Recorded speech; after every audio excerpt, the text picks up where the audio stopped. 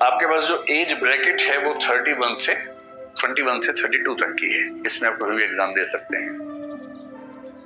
पर एग्जाम देने का पर्पस अगर कलेक्टर बनना है तो कोई दिक्कत नहीं है। पर आईएएस बन के कलेक्टर बनने का सपना देखने में कुछ वैसा हुआ कि ह्यूमन बीइंग बन के पैदा हुए खिलौने खेलने के लिए, कि मैं झुनझुना बजाऊंगा, and that is why I want to be a human being. कोई बात हुई, कुछ बड़ा सोचो। कलेक्टर तो बहुत बेसिक लेवल है आईएएस बनने के बाद का।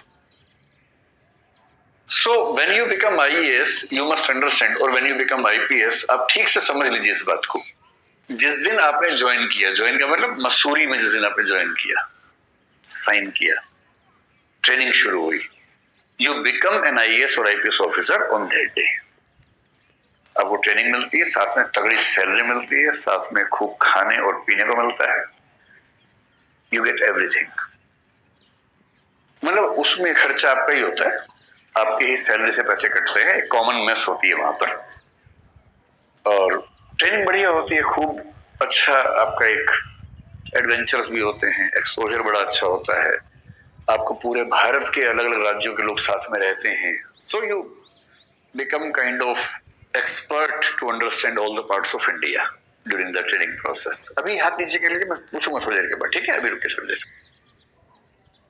तो जब आप ज्वाइन कर लेंगे जिस दिन आईएएस या आईपीएस को, वहां से ठीक 4 साल के बाद, 2 साल ट्रेनिंग और 2 साल काम करने के बाद, या 2 साल मान लें कि 2 साल की ट्रेनिंग के बाद you start as an ADM in the IAS and you become an ASP if you are an IPS officer. ठीक है, यहां से शुरू होता है। जनरली 4, 5 या 6 साल में, हम 5 मान लेते हैं, 5 साल होते होते यू बिकम डीएम और यू बिकम एसपी। सिर्फ 5 साल, है ना? अब डिपेंड करता है कि आपके जीवन में 5वां साल कब आएगा। अगर आपने 21 में एग्जाम दिया, 22 में सिलेक्ट हो गए, 22.5 की उम्र से पहले आप आईएएस बन ही नहीं सकते, क्योंकि 21 में एग्जाम देंगे, 22 में होंगे, ट्रेनिंग पे जाएंगे, 22.5 की उम्र हो जाती है। अगर 22.5 में आईएएस बन गए तो 27.5 की उम्र में आप डीएम हो जाएंगे। कई लोग 31वें साल में एग्जाम देते हैं, 32 में बनते हैं। ओबीसी होने में 3 साल और एक्स्ट्रा मिलते हैं, 35 से दे सकते हैं। एससी एसटी में 2 साल और एक्स्ट्रा मिलते हैं, 37 तक एग्जाम दे सकते हैं। 37 में एग्जाम दिए, 38 में आईएएस बने, मान लीजिए। एक डिफरेंट ट्रैजेक्टरी है पूरी की पूरी उसके बाद। And you will be surprised to know कि एससी एसटी ओबीसी के मेंबर्स हायर रैंक्स पे ज्यादा क्यों नहीं है, in spite of giving reservation. This is the same reason, क्योंकि रिजर्वेशन के साथ एज रिलैक्सेशन है, इसलिए वो सीनियर लेवल पे नहीं है। और इसलिए एससी एसटी ओबीसी के कुछ समझदार लोग डिमांड करते हैं कि रिजर्वेशन दो, एज का रिलैक्सेशन मत दो।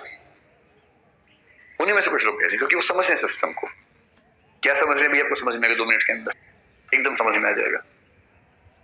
अब खेल क्या है, डीएम बनेंगे आप, मैक्सिमम 13 ईयर्स तक बनेंगे, 14th ईयर में आप कमिश्नर बन जाएंगे। सेंटर में गए डायरेक्टर हो जाएंगे, स्टेट में रहेंगे कमिश्नर। कमिश्नर का मतलब डिविजनल कमिश्नर बोलते हैं। Divisional commissioner is the person who is handling 2-3 collectors within his or her authority. यहां आप डीआईजी बन जाएंगे 14th ईयर में।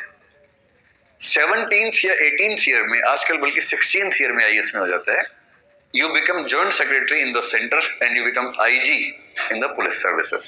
IG is a huge rank. यहां के बाद फुल स्टॉप लग जाता है बड़े बड़े लोगों की जिंदगी में।